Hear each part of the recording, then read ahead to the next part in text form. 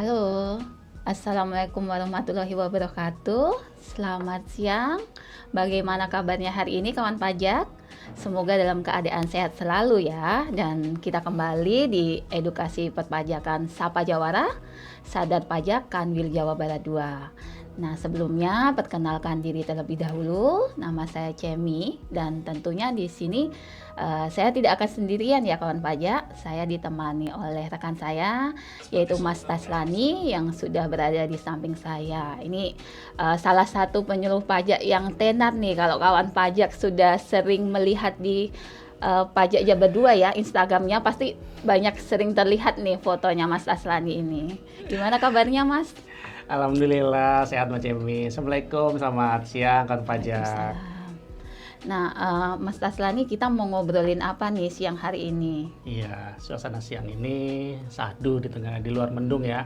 Kita ingin ngobrolin ini hal yang mungkin berguna buat kawan pajak semua, yaitu terkait insentif perpajakan, tepatnya PP Pasal 21 ditanggung pemerintah atau DTP sesuai dengan PMK 72 tahun 2025, di mana PMK ini merupakan perubahan dari PMK 10 tahun 2025 tentang pajak penghasilan pasal 21 ditanggung pemerintah atas penghasilan tertentu dalam rangka stimulus ekonomi tahun anggaran 2025. Ya, jadi mungkin kan pajak sudah mendengar di pemberitaan atau medsos ya tentang fasilitas ini. Nah, nanti kita kupas lebih lanjut bagaimana sih sebenarnya dan bagaimana kalau ingin memanfaatkannya, kira-kira seperti itu.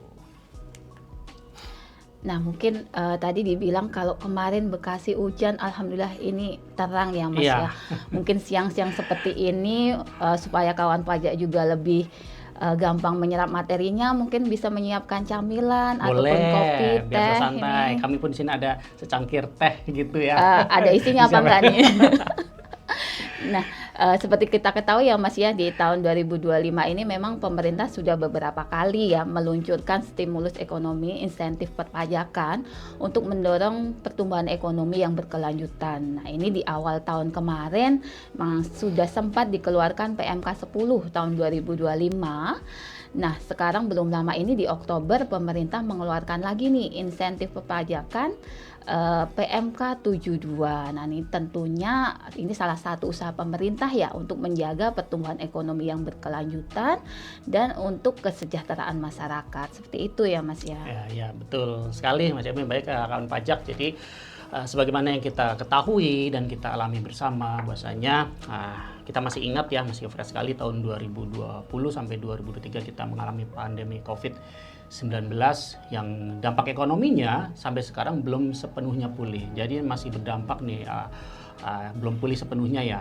Sehingga pemerintah memandang perlu untuk keberlangsungan pertumbuhan ekonomi, ya kan, untuk mempertahankan daya beli masyarakat, ataupun untuk mengurangi berbagai kesenjangan yang ada. Sehingga di tahun 2025 ini pun pemerintah masih memberikan paket kebijakan fiskal atau stimulus fiskal berupa insentif perpajakan PPh pasal 21 ditanggung pemerintah. Nah, untuk tahun 2025 ini, ya tadi seperti Mbak Cemi katakan, kita udah beberapa kali mengeluarkan fasilitas seperti ini. Ya, kita untuk konsen sesuai dengan di tema kita, yaitu di PMK 10 tahun 2025 ya, itu terbit sekitar bulan Februari ya. Itu menyasar untuk pemberian insentif di sektor padat karya ya, seperti alas kaki, kemudian furnitur, kemudian pakai industri padat karya yang memang membutuhkan tenaga atau SDM lebih banyak ya. Kalau mungkin kan pajak, apa sih industri padat karya itu? Ya kan, itu ya pokoknya kegiatan industri yang membutuhkan sumber daya manusia lebih banyak dibanding penggunaan mesin. Ya. Nah, itu orang pegawainya banyak gitu ya Mas ya. Ya, betul. Nah, jadi dan itu masih terus berlaku sampai sekarang ya.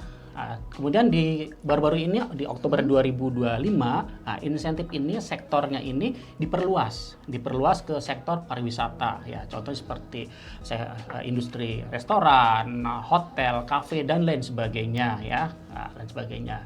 Dan ini juga sektor pariwisata ini dipandang oleh pemerintah cukup strategis ya untuk meningkatkan pertumbuhan ekonomi. Seperti itu Mbak Cemi. Ya, karena memang di Indonesia sendiri juga pariwisatanya banyak gitu Banyak ya, sekali. pulau-pulaunya banyak, tempat-tempat wisatanya juga bagus-bagus, daripada ke luar negeri lebih banyak di dalam negeri Iya, ya tidak. gitu. Kalau kita ibarat sampai pensiun tuh nggak akan habis itu objek wisata yang mau kita datangin, ya kan? Lalu kalau tadi insentifnya dibilangnya DTP nih, ditanggung pemerintah. Iya. Nah itu boleh dijabarkan nggak Mas, supaya mungkin kan pajak lebih tahu nih maksudnya ditanggung pemerintah nih apa? Apa kita dipotong atau nggak dipotong? Kalau dipotong seperti apa Iya, nanti? baik.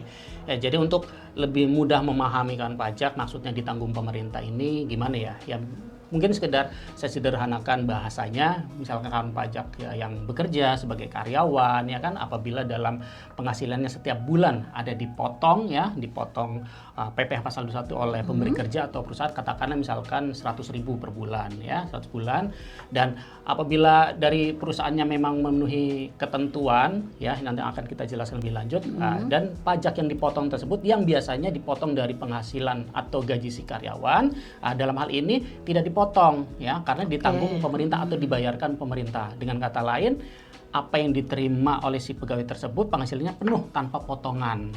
Tanpa potongan. Kemudian ini juga berlaku untuk case yang lain dalam hal PPh itu dapat tunjangan. Tunjangan dari pemberi kerja atau pemberi kerja memberikan tunjangan atau PPh-nya ditanggung oleh perusahaan. Karena beberapa perusahaan juga itu sering memberikan fasilitas tambahan penghasilan berupa tunjangan PPh, atau ditanggung oleh perusahaan. Nah, kalau seperti ini, maka PPh yang seharusnya disetorkan ke kas negara, ya walaupun itu ditanggung oleh perusahaan, itu harus diberikan juga kepada si pegawai tersebut sebagai tambahan penghasilan. Jadi dibayarkan secara tunai. Nah, gitu. Dibayarkan secara tunai ya berarti. Iya, Mungkin kalau bisa diibaratkan, misalkan nih karyawannya mendapatkan gaji 8 juta gitu ya. Kalau dimisalkan aja nih PPh-nya, pajak penghasilannya mungkin setelah dihitung 100.000. Berarti nanti 100.000 itu tidak dipotong di gaji 8 juta itu. Betul, ya Mas ya. tidak dipotong, jadi penuh tanpa potongan. Kalau 100.000 tadi ditanggung oleh perusahaan nih, maka ya udah 100.000 diberikan lagi tambahan tunai kepada si pegawai tersebut. Nambah lagi Nambah berarti kalau ya. seandainya memang normalnya semula ditanggung oleh perusahaan. Nah, kalau ternyata ini kan memang tadi disampaikannya untuk sektor tertentu ya, jadi ada kriterianya ya Mas. Betul untuk sekali. pemanfaatannya ya. Nah, ini ada kriteria dari pemberi kerjanya ataupun dari penerima penghasilannya ya. Iya. Nah, kalau dari segi pemberi kerja nih, tadi kan kalau di PMK 10 itu di sektor industri padat karya. Betul. Ya, diperluas lagi di PMK 72 ini sektor pariwisata, dan di situ pemberi kerja harus memastikan ya Mas, jadi KLU dari pemberi kerja ini memang masuk nggak dalam PMK tersebut. Ya. Betul sekali, itu menjadi syarat yang pertama harus dicek. Dan di lampiran PMK-nya sudah dijabarkan ya secara rinci, jadi kan pajak nggak perlu khawatir nih galau ini KLU ini masuk atau enggak gitu. Yang penting cek di Korteknya kawan pajak semua memang sesuai nggak di situ, seperti itu ya. Ya, jadi mungkin clue itu kelompok lapangan usaha ya, bisa dicek di profil Korteknya. Profil Korteknya si wajib pajak itu masuk kelompok lapangan usaha seperti apa. Yaitu nanti disandingkan dengan lampiran yang ada di PMK. Kalau jika masuk secara kriteria berarti secara clue sudah terpenuhi. Nah, selain itu tadi juga pemberi kerja harus menyampaikan laporan pemanfaatan PPh pasal 21 DTP ini ya Mas ya. Iya, betul. Nah, lalu kalau dari sisi penerima penghasilan seperti apa Mas kriterianya? Tadi Mbak Cemi sudah sekilas menjelaskan tentang kriteria si pemberi kerja ya. Nah, sekarang coba saya tambahkan untuk kriteria seperti apa sih pegawai yang bisa menerima fasilitas tersebut ya, fasilitas insentif. Jadi untuk kriteria pegawai yang dapat menerima adalah kategori pegawai tetap dan pegawai tidak tetap. Ya. Apa sih perbedaan pegawai tidak tetap ya, pegawai tidak tetap dan pegawai tetap. Ya, jadi kalau pegawai tetap ya sederhananya gini, si pegawai tersebut setiap bulan menerima unsur penghasilan yang sifatnya tetap dan teratur. Misalnya seorang pegawai setiap bulan ibaratnya kerja nggak bekerja ya, dia mendapatkan penghasilan tetap jalan 3 juta terus gitu. Walaupun setiap bulannya ada lembur, ada bonus, itu nggak masalah. Yang penting di dalam penghasilan per bulannya ada komponen atau ada unsur penghasilannya tetap dan teratur ya. Itulah dikatakan pegawai tetap dari sudut pandang perpajakan ya. Nah, sedangkan pegawai tidak tetap ini seperti apa? Ya, sederhananya pegawai tidak tetap ini mendapatkan penghasilan kalau yang bersangkutan bekerja. Ya, dan ada kesepakatan dari pemberi kerja apakah berdasarkan jumlah hari kerja, ya berdasarkan jumlah produksi, jumlah ketentuan atau berupa produk apapun yang memang disepakati oleh pemberi kerja. Ya. Berarti apa dia masuk itu berarti baru dapat penghasilan gitu ya Mas? Nah, yang pegawai tetap pokoknya kalau misalkan ada contoh buruh harian, buruh harian yang misalkan bekerja kalau dipanggil suruh kerja, kalau nggak ada kerjaan ya berarti nggak ada yang dibayarkan begitu. Jadi mendapatkan penghasilan kalau memang yang bersangkutan bekerja dan saja. ukurannya bisa berdasarkan jumlah hari, jumlah produk ya, kemudian atau jumlah kinerja tertentu yang memang udah disepakati oleh si pemberi kerja. Jadi sifatnya fluktuatif, naik turun, bisa setiap hari. Kalau bayar harian bisa naik turun atau setiap bulan pembayarannya itu bisa naik turun, tidak menentu setiap bulan. Beda dengan pegawai tetap. Itu sederhananya seperti itu ya. Selanjutnya itu perbedaan ya secara menerima. Kemudian kriteria dari pegawai tetap sendiri ini kita coba bedah satu persatu ya. Wah, selanjutnya untuk pegawai tetap itu bagaimana kriterianya? Kriteria detailnya. Nah, yang pertama adalah sudah pasti punya NPWP. Ya, dalam hal ini berarti NIK-nya sudah menjadi NPWP, sudah pemadanan dan sudah terregister di Kortek ya. Nah, pastikan berarti sudah masuk di Kortek sudah punya NPWP ya, sudah punya NPWP dan sudah pemadanan di Kortek. Nah, sederhananya seperti itu ya. Kemudian ya mendapat penghasilan ya, penghasilan untuk yang kategori tetap dan teraturnya tadi paling banyak 10 juta. Ada batasan penghasilannya ya, berarti di sini. Jadi tergantung penghasilan tetap dan teratur si pegawai itu ya tergantung kesepakatan dari si pemberi kerja itu sendiri ya. Dan ini penghasilan 10 juta tapur ini adalah untuk pengkriteriaan agar yang bersangkutan berhak atau tidak dapat fasilitas insentif ini. Nah, sedangkan dari cara penghitungannya, penghitungan pasal 1 ya sesuai ketentuan itu kan akumulasi dalam 1 bulan. Contoh penghasilan dari gajinya yang tapturnya tetap teraturnya 10 juta. Kemudian ada lembur 1 juta, ya kan? Misalkan ada bonus 2 juta berarti 13. Secara akumulasi memang lebih dari 10 juta ya, lebih dari 10 juta, 13 juta. Namun untuk pengkriteriaan yang bersangkutan berhak insentif atau tidak, lihat dari unsur tetap dan teraturnya tadi yaitu 10 juta tadi. Ya, karena untuk yang pengkriteriaan diterima tiap bulan tetapnya itu tadi. Iya, yang tapturnya. Maka yang bersangkutan dari sisi penghasilan tapturnya memenuhi untuk insentif ya. Nah, sedang kalau untuk hitung pasal 21-nya ya tadi digabung 13 juta berarti ya. Kemudian yang bersangkutan juga belum pernah memanfaatkan fasilitas insentif PPh pasal 21 DTP lainnya dalam kebijakan lainnya. Contoh yang bersangkutan mungkin mungkin sudah memanfaatkan insentif sebagai pegawai di IKN, di pembangunan IKN seperti itu ya. Berarti ini biar nggak double juga ya insentifnya. Ya. Kemudian untuk kategori pegawai tidak tetap ya. Yang pertama ya sama tadi, harus punya NPWP dan sudah pemadanan NIK ya, nomor identitas kependudukan sebagai NPWP dan sudah pasti sudah terregister di Kortek. Nah, kemudian yang kedua, apabila pegawai tidak tetap itu dibayarnya penghasilannya itu mingguan, harian ya atau borongan, maka dalam pembayaran 1 hari itu dikonversi dalam harian itu maksimal 500.000. Oke, 500.000 per hari. Per hari ya kalau bayar harian. Tapi kalau dibayar misalkan bulanan, ya tetap sama. Maksimal adalah 10 juta. Maksimal 10 juta. Nah, kemudian syarat lainnya adalah ya sama, yang bersangkutan tidak memanfaatkan fasilitas insentif PP pasal 21 lainnya dalam kebijakan yang seperti tadi, yang misalnya sebagai pegawai di pembangunan IKN seperti itu. Ya, begitu Mbak Cemi. Oke, berarti ini sebenarnya kalau untuk penghasilan 10 juta sendiri dia cukup mewakili ya, karena betul. Untuk UMR di Indonesia sendiri rata-rata kan 3 sampai 5 Iya, juta iya, ya. setiap daerah rata-rata seperti itu. Harusnya sudah tercover semuanya ya Mas ya. Sebagian besar harusnya sudah masuk. Ya, hampir sebagian besar. Lalu di sini kan juga selain kriteria ada jangka waktu berlakunya Iya, Mas. masa di sini. pemanfaatan ya. Betul. Untuk industri padat karya tadi karena sudah dari awal ya, dia dari Februari sudah diterbitkan PMK-nya, dia bisa memanfaatkan full di tahun 2025 dari Januari sampai dengan Desember. Lalu kalau industri pariwisata dengan PMK-nya tadi diterbitkannya di Oktober, dia mendapatkan masa pemanfaatan lebih pendek ya, dari Oktober sampai Desember 2025.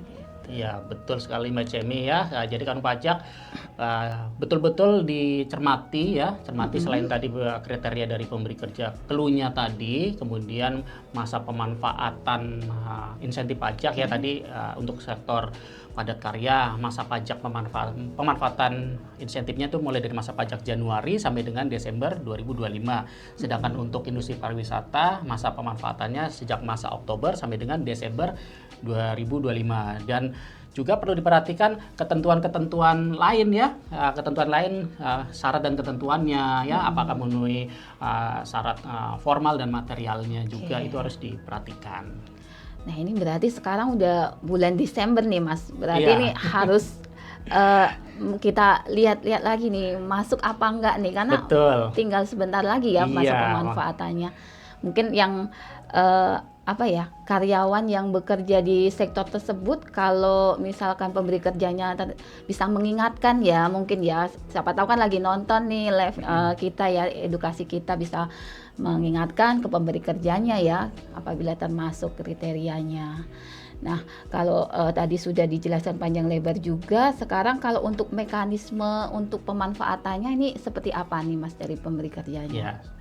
Ya, sekarang bagaimana sih cara atau mekanisme supaya pemberi kerja itu bisa memanfaatkan fasilitas ini untuk si pegawai yang jadi saya ulang lagi ya, untuk mekanismenya tadi ya, insentif dibayar secara tunai kepada si pegawai. Yang pertama ya, insentif dibayarkan secara tunai. Apabila yang biasanya berupa pemotongan, berarti gaji yang diterima full tanpa potongan pajak ya. Terus apabila PPh tersebut ditanggung oleh perusahaan, ya maka jumlah PPh yang semula harusnya disetorkan kas negara itu diberikan tunai kepada si pegawai tersebut ya.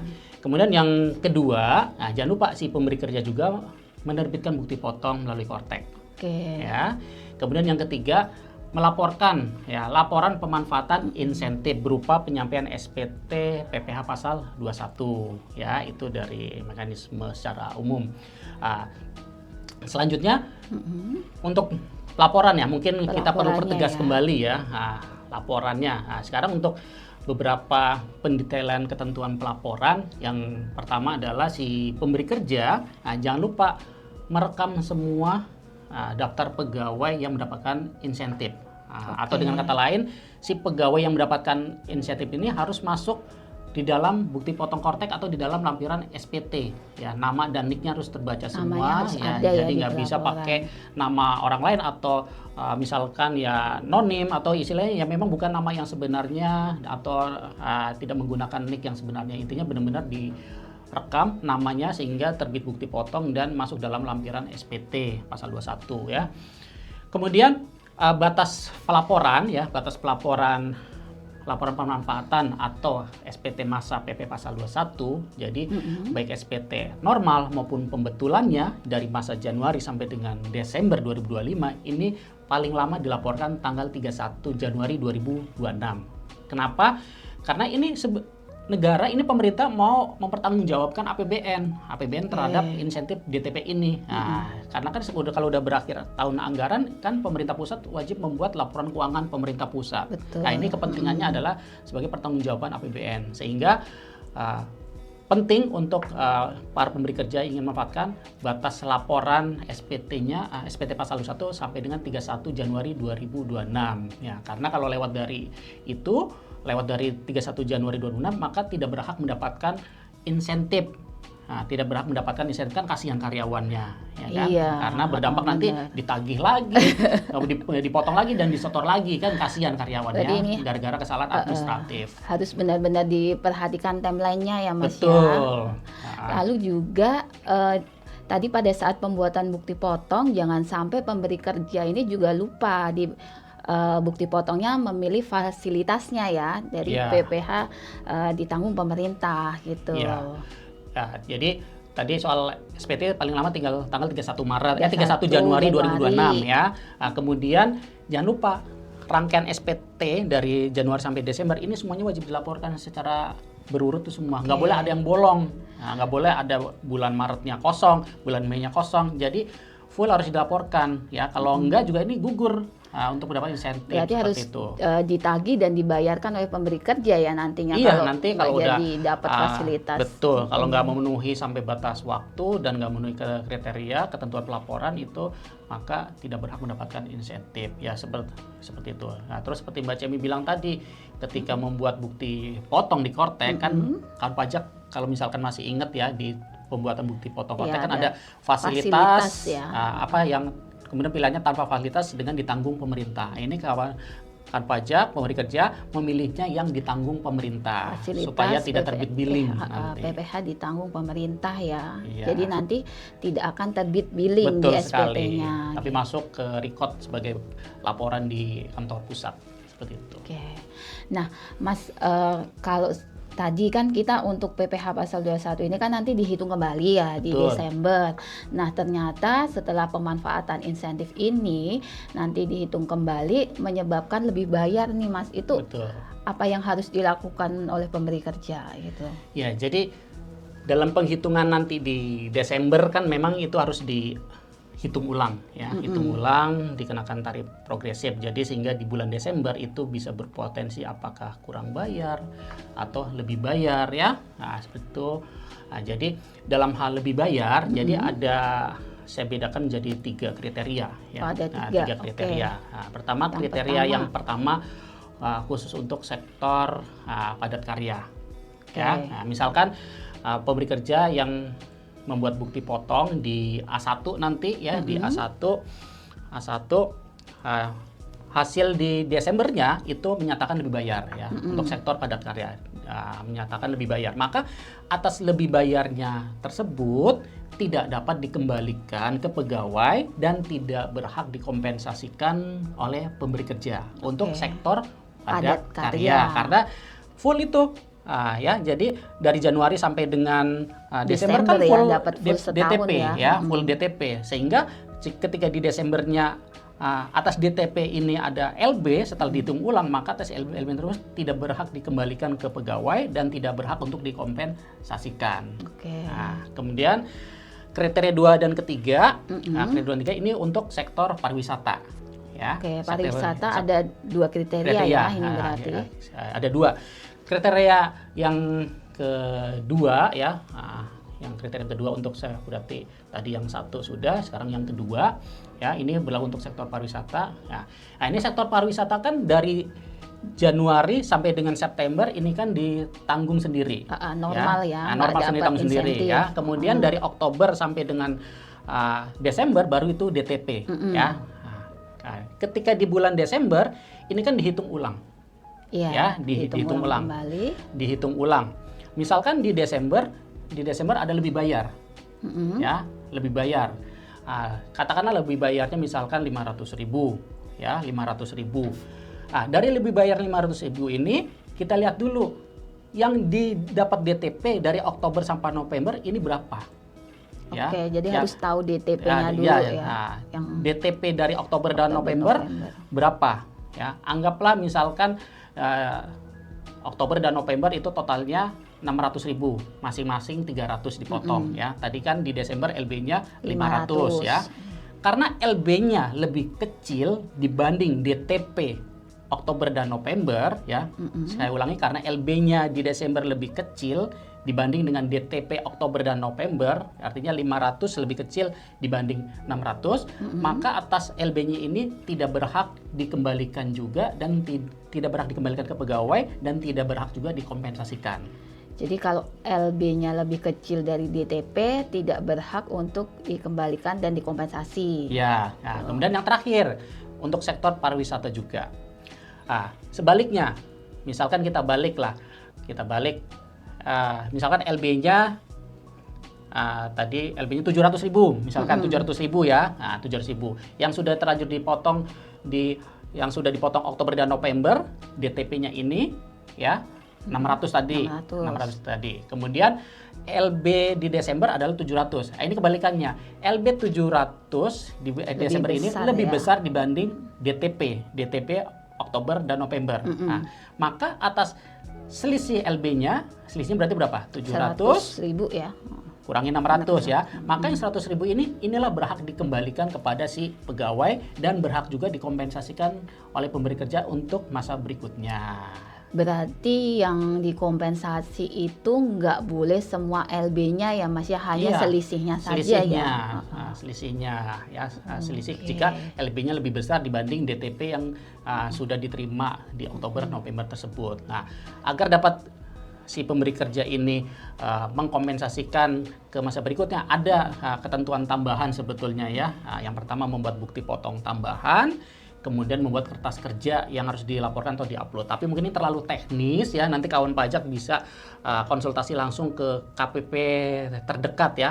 Untuk teknisnya, karena teknis sekali ya, sulit saya jelaskan di sini bagaimana bentuk bukti potong tambahan dan kertas kerja tambahan untuk yang LBDTP dan yang ingin dikompensasikan, seperti itu. Berarti untuk bukti potong tambahan hanya untuk LB yang dikompensasikan saja ya Mas ya, ini. Berarti itu dibuatnya hanya untuk sektor pariwisata saja ya. Kalau yang sektor padat karya tadi karena tidak berhak mengompensasi, berarti nggak ada ya yang namanya bukti potong tambahan ini ya Mas ya? Tidak ada. Bukti potong tambahan berlaku untuk yang ada LB DTP tadi di Desember lebih besar ya dibanding DTP Oktober dan November dan ingin dikompensasikan ke masa berikutnya. Dan selisih itu boleh dikembalikan kepada si pegawai dengan syarat membuat bukti potong tambahan dan kertas kerja.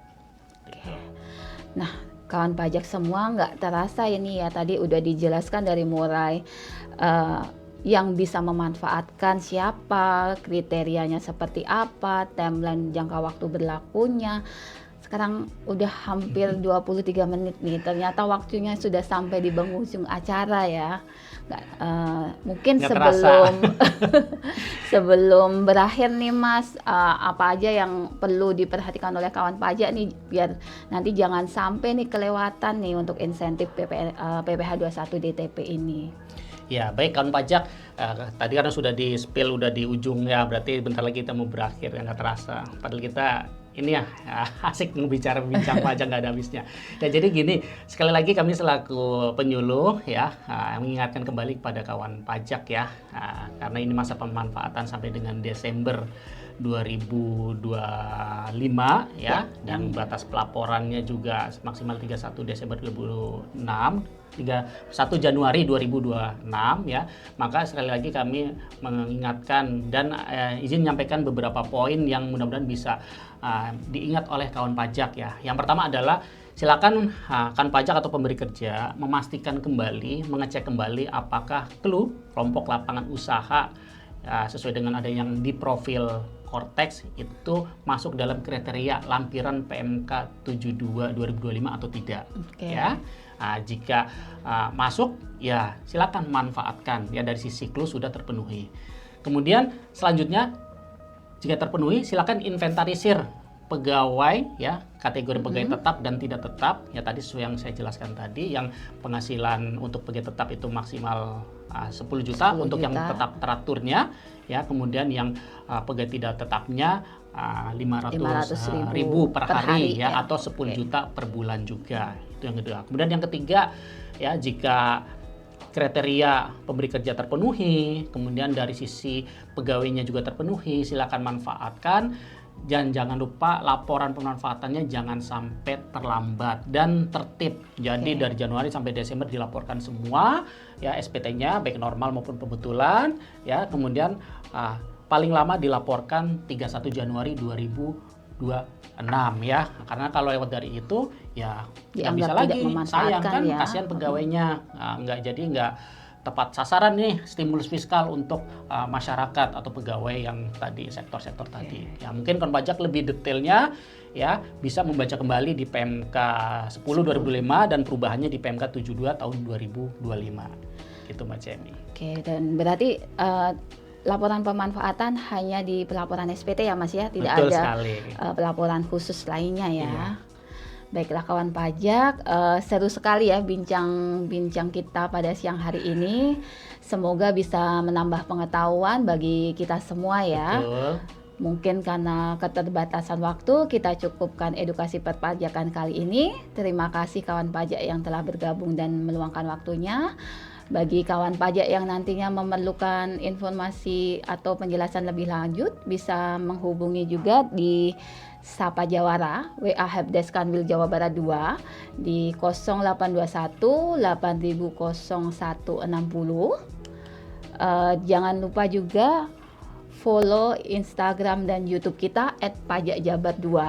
Nanti kawan pajak semua bisa mengupdate informasi dan juga peraturan perpajakan terkini. Edukasi perpajakan kami juga biasanya diinformasikan lewat medsos. Iya, medsos Seperti betul. Nah, mohon maaf apabila ada kekurangan dari kami dalam penyampaian. Sampai jumpa di edukasi perpajakan episode-episode berikutnya. Dan pajak tumbuh, Indonesia tangguh. Wassalamualaikum warahmatullahi wabarakatuh.